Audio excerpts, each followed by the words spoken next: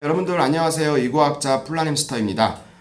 오늘은요, 제가 영상에서 경계성 성격 장애도 언급을 해드렸었고, 예전에 연극성 장애라든가 해리성 성격 장애, 이런 기타 여러 가지 성격 장애들에 대해서 언급을 좀 했는데, 최근에는 이제 제가 경계성 성격 장애에 대해서 많이 올려드리고 있죠. 그만큼 이제 현대인들이 이 경계성 성격 장애 발병률이 높아지고 있고요. 실제 임상에서 보면은 진단율도 높아지고 있기 때문에 제가 이제 이 영상에 대해서 많이 올려드리고 있는데요. 자, 구독자분들이 질문하신 내용들 두 번째 뭐가 있냐면, 과연 이 경계성 성격장애뿐만이 아니라 이런 성격장애들은 정신과적인 질환이잖아요. 원인이 후천적이든 선천적이든 간에 어쨌든 대부분의 정신과 질환, 정신적인 문제들은요, 선천적인 것도 있지만 후천적인 것이 상당히 많아요. 과거의 어떤 트라우마 때문에 이것이 쌓이고, 또 최근에 각종 사회에서 분노 조절 장애로 인한 어떤 그 끔찍한 살인 범죄들도 많이 일어나고 있는데, 이 분노 조절 장애도 역시 정신과적인 문제잖아요, 여러분들. 그래서 궁금해하시는 것이 뭐냐면, 이런 정신과적인 질환들이 과연 치료가 되냐 이겁니다. 아니 정신과 질환이 발병 원인을 알고 또 심리 상담을 받고 이런 것들을 하면 문제가 되는 것이 아니고, 이게 과연 치료가 되느냐 이 말이에요. 의학적으로 치료가 되느냐, 이거를 가지고 지금 여러분들께서 궁금해 하시는데요. 오늘 명쾌한 답을 드릴게요. 자, 물론 성격장애, 정신과적인 질환에 따라서 다소 차이는 있지만요, 제가 보는 견해에서는 정신과 질환 치료는 가능합니다. 네, 어떤 일부 학자들은 한번 발병을 하게 되면은 증상만 개선될 뿐이지 치료가 안 된다라고 얘기하시는데요. 증상이 개선되는 것이 치료가 되는 겁니다, 여러분들. 완치라는 말을 아시죠? 우리가 암 환자들 암 진단을 받은 다음에 항암 치료라든가 또는 방사선 치료라든가 이런 기타 약물 치료, 이런 면역 치료, 면역 항암 치료 이런 것들을 주로 하지 않습니까? 근데 암 환자들, 특히 1기면은 모를까 2, 3기만 돼도 완치라는 말을 쓰지 않아요, 의학적으로는요.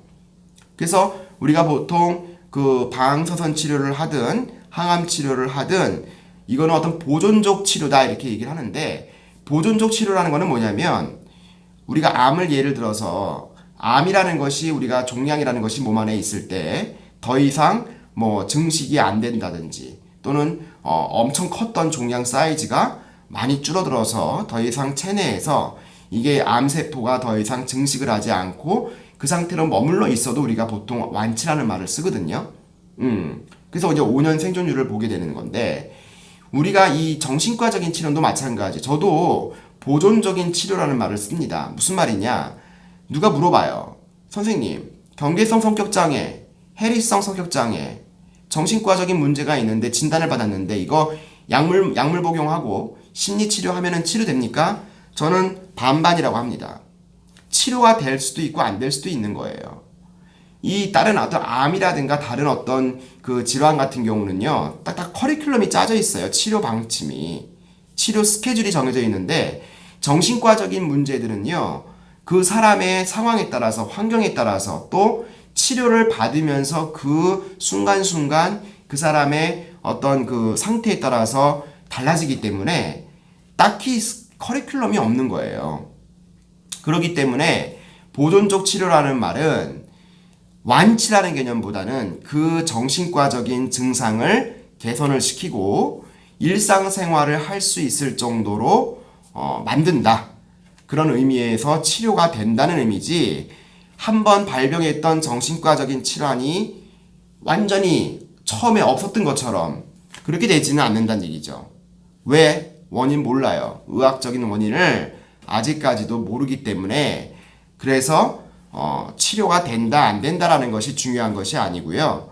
반드시 약물 치료가 있어야 되고 심리 상담 치료가 있어야 되고요. 또 환자 자신의 노력도 상당히 중요한 겁니다. 이렇게 3박자가 맞춰져야지만은 이 사람이 어떤 정신과적인 질환을 가지고 있다 하더라도 일상생활을 할 수 있을 정도로, 또 사회생활을 할 수 있을 정도로 증상이 발현되는 것을 억제시킬 수 있다라는 얘기입니다, 여러분들.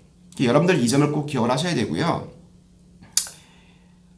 답답한 것이 뭐냐면 안 가요. 환자들 본인이 안 갑니다, 병원에. 예, 그러니까 뭐냐면 대부분의 이 정신과적인 질환은 전조 증상이 있습니다, 여러분들. 뭐 암이라든가 어떤 다른 질환들만 전조 증상이 있는 것이 아니고요.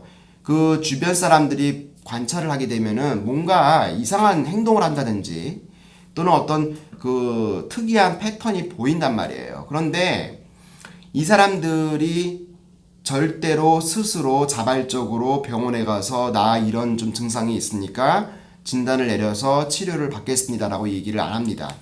예, 그러기 때문에 주변 사람들이 더 힘든 거거든요. 그러니까 어떻게 해야 돼요?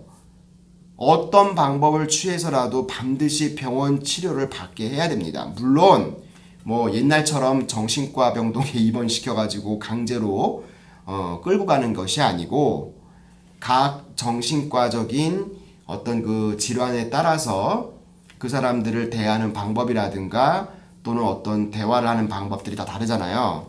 그러니까 제가 말씀드린 내용들을 바탕으로 해서 그 사람들을 설득시키는 과정이 필요한 것이고, 조금 설득이 됐다 싶으면은 같이 병원에 가는 어떤 그 목표를 정해서 끊임없이 주변 사람들이 노력을 해야지 되는 거지. 야, 너 이상하니까 네가 병원 빨리 가가지고 진료 좀 받아봐 라고 백날 얘기해봐야 절대로 병원에 안 간다는 사실 꼭 여러분들 기억을 해주시고요. 그러나 자, 결론은 뭐냐? 보존적인 치료 방법으로 증상을 개선시키는 것이 가능하고, 그 증상이 개선되면은 일상생활이라든가 사회생활 이런 것들이 원활하게 할 수 있기 때문에 우리가 흔히 말하는 치료가 된다라는 의미로 여러분들이 생각을 하시면 되겠습니다. 아시겠죠, 여러분들? 자, 궁금하신 내용들은 댓글을 통해서 쳐주시기 바랍니다. 자, 저는 다음 영상에서 또 만나도록 할게요. 안녕!